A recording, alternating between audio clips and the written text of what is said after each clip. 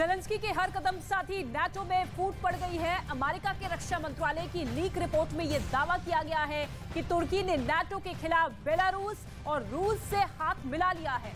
America के secret दस्तावेज में इस बात का भी जिक्र है कि तुर्की के राष्ट्रपति एर्दोआन नाटो से बहुत नाराज है। रूस के रूप में तुर्की को नया दोस्त मिल गया है। तुर्की और नाटो के बीच की तनातनी नई नहीं है, लेकिन रूस के शामिल होने से अब नया ट्विस्ट आ चुका है। तुर्की नाटो के बीच खींचतान की सबसे बड़ी वजह यह है कि अब तुर्की ने नाटो देशों पर नया आरोप लगाया है।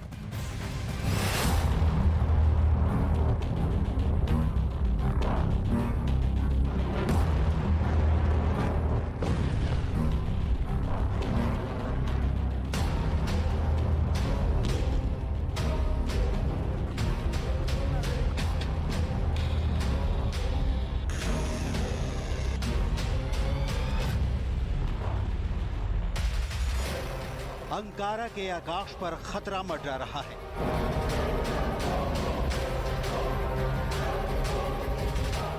रूस की इस 400 एंटी डिफेंस एयर सिस्टम भी तुर्की की रक्षा नहीं कर पाएगी।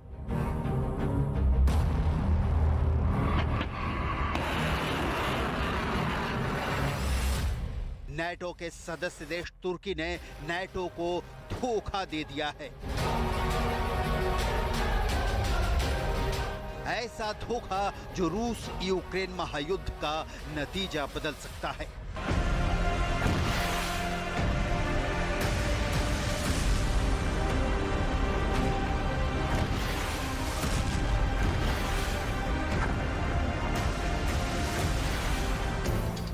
तुर्की के धोखे की पूरी स्क्रिप्ट अमेरिका के एक सीक्रेट दस्तावेज में दर्ज मिली है। यही दस्तावेज लीक हो गए हैं और पश्चिमी मीडिया में इसकी पूरी रिपोर्ट छप गई है। इस रिपोर्ट्स में इसका जिक्र है कि तुर्की रूस और बेलारूस दोनों की मदद कर रहा है। अमेरिका के इंटेलिजेंस डॉक्यूमेंट में इसकी डिटेल दी गई है। हालांकि इन क्लासिफाइड फाइल्स की प्रामाणिकता की पुष्टि नहीं की जा सकती। लीक रिपोर्ट के मुताबिक तुर्की रूस बेलारूस पर पश्चिम की पाबंदियों का खुला उल्लंघन कर रहा है। तुर्की की कंपनियां प्रतिबंधित सामानों को खरीद उसे यूरोपियन बाजार में बेच रही हैं। ये कंपनियां इसके उल्टा ये भी कर रही हैं कि यूरोपियन यूनियन के बाजारों में सामान बेचने के बाद फिर उन्हें खरीद कर रूस भी पहुंचा रही हैं। तुर्की ऐसा क्यों कर रहा है? नाटो का सदस्य होने के बावजूद नाटो के साथ राष्ट्रपति एर्दोआन की दुश्मनी वाली अदा का कारण क्या है? इसके विस्तार में जाने से पहले उस हलचल को समझने की कोशिश करते हैं। नाटो के हेडक्वार्टर ब्रसेल्स के लिए भी बहुत बुरी खबर है। वाशिंगटन डीसी के लिए भी बड़ा झटका है। बेलारूस की राजधानी मिन्स्क में तुर्की और बेलारूस के दो नेताओं की मीटिंग के बाद कहा जा रहा है कि क्रेमलिन को तुर्की के तौर पर नाटो के भीतर एक अच्छा दोस्त मिल गया है। महायुद्ध के दौर में तुर्की जैसे देश के लिए दोस्ती और दुश्मनी एक ही सिक्के के दो पहलू हैं। तुर्की रूस से बिना शोर शराबा के दोस्ती भी चाहता है और नाटो से अपनी प्रतिबद्धता के प्रति भी सजग, सावधान और सचेत है। मतलब एर्दोआन अमेरिका और रूस जैसी दो महाशक्तियों को एक साथ साधना चाहते हैं और यही तुर्की के साथ लोचा है, क्योंकि नाटो के साथ रहकर रूस से दोस्ती हो ही नहीं सकती। रूस नाटो के विस्तार के खिलाफ ही यूक्रेन में हुंकार भर रहा है।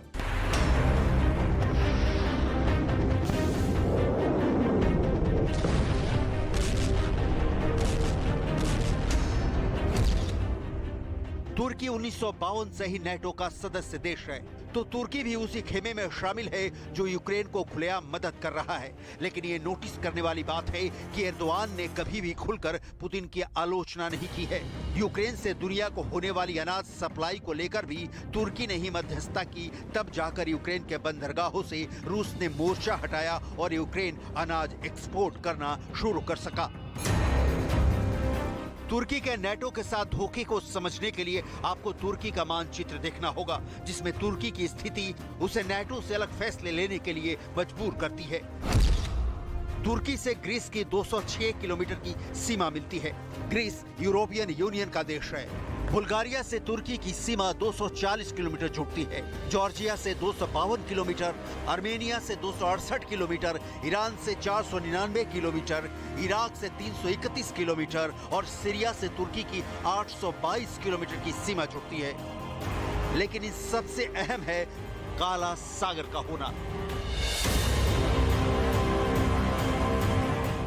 इस काला सागर पर रूस का सिक्का चलता है। काला सागर पर पुतिन अपना आधिपत्य मानते हैं। काला सागर में रूस के वॉरशिप पहरा देते हैं। इसी काला सागर में रूस ने ताजा 11 वॉरशिप उतारे हैं। कहने का गरज ये कि रूस के साथ रिश्ते पर तुर्की न तो आंख झुका सकता है न आंख तरेर सकता है। तुर्की आंख में आंख डालकर बात करना चाहता है, लेकिन अमेरिका की आंख तुर्की पर टेढ़ी है।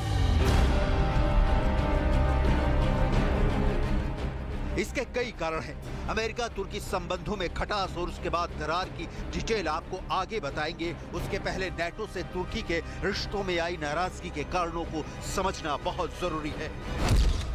तुर्की की नेटो से नहीं पड़ती तो इसका पहला कारण यह है कि तुर्की नेटो देशों से कुर्द आतंकवादियों के खतरे को स्वीकार करने की मांग करता रहा है। नेटो देशों ने अब तक तुर्की पर मडार है खतरे पर कोई गंभीरता नहीं दिखाई है, जिसे तुर्की खुद को अकेला मानता रहा है। पश्चिम और अमेरिका को तुर्की की तब दरकार थी जब वो शीत युद्ध में फंसा था। तुर्की की रूस से निकटता को देखते हुए तुर्की का नेटो में शामिल होना बहुत जरूरी समझा गया। लेकिन दिन, हफ्ते, महीने, साल बदले और नेटो से तुर्की के रिश्ते बदलते गए। आज की तारीख में तुर्की भले ही नेटो के साथ है, लेकिन उसके खिलाफ खड़ा देश भी तुर्की ही दिख रहा है। कैसे? इसे समझने के लिए आपको तुर्की की नेटो से नहीं पड़ती उसकी वजह नंबर 2 देखनी होगी। स्वीडन और फिनलैंड की नेटो की सदस्यता को लेकर ये तुर्की ही था जिसने खुलकर विरोध किया। तुर्की के अड़ंगा के कारण ही फिनलैंड को नेटो में शामिल करने को लेकर देर हुई और स्वीडन का मामला अब तक लटका है। तुर्की का आरोप है कि स्वीडन और फिनलैंड दोनों मिलकर तुर्की के विरोधी आतंकवादियों को खुला समर्थन देते रहे हैं। कुर्दिस्तान वर्कर्स पार्टी की ओर इशारा करते हुए एर्दोआन ने कहा कि स्वीडन और फिनलैंड जैसे देश आतंकवादी संगठनों के खिलाफ क्लियर स्टैंड नहीं रखते हैं, इसलिए वो स्वीडन और फिनलैंड का विरोध करते हैं।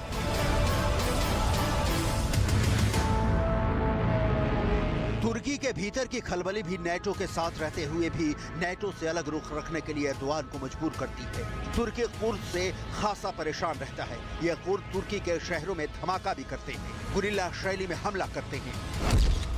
ये कुर्द दक्षिण पूर्वी तुर्की, उत्तर पूर्वी सीरिया, उत्तरी इराक, उत्तर पश्चिमी ईरान और दक्षिण पश्चिमी आर्मेनिया के पहाड़ी क्षेत्रों में रहते हैं। वर्तमान में इनकी आबादी करीब 3.5 करोड़ आंकी जाती है। कुर्द अलग देश की मांग करते हैं। कुर्दों को लेकर पश्चिमी देशों का स्टैंड तुर्की को परेशान करता है, क्योंकि 100 साल से भी ज्यादा की ये समस्या तुर्की के लिए नासूर बन चुका है। कुर्दों की अलग देश की मांग को तुर्की हमेशा के लिए कुचल देना चाहता है। इसलिए तुर्की चाहता है कि कुर्दिस्तान वर्कर्स पार्टी को आतंकवादी संगठन घोषित कर उसके खिलाफ नेटो और अमेरिका एक्शन ले। लेकिन एर्दोआन की ये इच्छा पूरी नहीं हो रही, लिहाजा एर्दोआन रूस की ओर भी रुख करते हैं, क्योंकि रूस इस समस्या से तुर्की को निजात दिलाने में कारगर साबित हो सकता है। कुर्दिस्तान वर्कर्स पार्टी की डिटेल भी देख लीजिए। 1978 में अब्दुल्ला ओकलान ने कुर्दिस्तान वर्कर्स पार्टी की स्थापना की थी। इस पार्टी ने तुर्की के भीतर एक स्वतंत्र राज्य की मांग की। 6 साल बाद इस संगठन ने हिंसक संघर्ष शुरू कर दिया। दावा किया जाता है कि तब से इस संगठन ने 40,000 से ज्यादा लोगों की जान ले ली और इसके कारण हजारों लोग विस्थापित हो चुके हैं। लेकिन क्या कुर्द समस्या के कारण तुर्की नेटो के खिलाफ रूस और बेलारूस जैसे नेटो के दुश्मन देशों से हाथ मिला रहा है? इसका जवाब जानने के लिए आपको नेटो से तुर्की की नाराजगी की तीसरी वजह समझनी होगी। लेकिन उसके पहले वो उदाहरण कि तुर्की अचानक से रूस के साथ नहीं आ गया।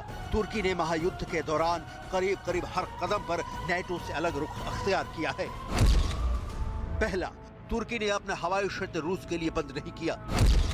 दूसरा, रूस के लोगों को अपनी नकदी जमा कराने के लिए तुर्की ने अपने बैंकों में खाता खोलने की अनुमति दी। और तीसरा, अमेरिका के नेटो देशों का सदस्य होने के बावजूद तुर्की ने अपने व्यापारिक संबंधों को रूस के साथ बढ़ाया है। रूस से तुर्की के निर्यात में 60% की बढ़ोतरी हुई है। तुर्की की ये चाल नेटो के दिल और दिमाग में बहुत साफ है, लेकिन नेटो का सदस्य होने के कारण तुर्की के खिलाफ एक्शन नहीं ले पाने की मजबूरी है। लिहाजा बेलारूस और रूस से तुर्की की दोस्ती का नया चैप्टर खुल गया है, जिसके तहत युद्ध में हो सकता है कि तुर्की पूरे बाजे गाजे के साथ रूस के साथ उतर आए। लेकिन फिलहाल ऐसा होता नहीं दिखता, क्योंकि एर्दोआन के दिमाग में इस वक्त दुश्मनी नहीं दोस्ती की स्क्रिप्ट लिखी जा रही है। एक और अहम बात यह भी है कि रूस तुर्की के दक्षिण हिस्से में एक परमाणु प्लांट बना रहा है, जो साल 2023 के अंत तक काम करने लगेगा। लेकिन इतने व्यापारिक सहयोग के बावजूद रूस और तुर्की के संबंधों के बीच कई जगहों पर बिगाड़ भी है, और वो है युद्ध के क्षेत्र में। दोनों के लिए सबसे बड़ा युद्ध है सीरिया। तुर्की अपने यहाँ पर मौजूद कुर्दिस्तान वर्कर्स पार्टी को एक आतंकी संगठन मानता है, और उसका मानना है कि सीरिया में लड़ रहा YPG इसी की शाखा है, जिसे वो खत्म करना चाहता है। रूस सीरिया के राष्ट्रपति का सहयोगी है, और उसने अपने सैनिकों को सीमा के करीब तैनात किया हुआ है, ताकि सीरिया के क्षेत्र पर विदेशी शक्ति काबिज न हो सके। रूस के सैनिकों की तैनाती की वजह से रूस और तुर्की के बीच टकराव की आशंका रहती है। तुर्की रूस के बीच आशंका के ये बादल अब छटने लगे हैं, और बाइडेन की मुश्किल बढ़ने लगी है।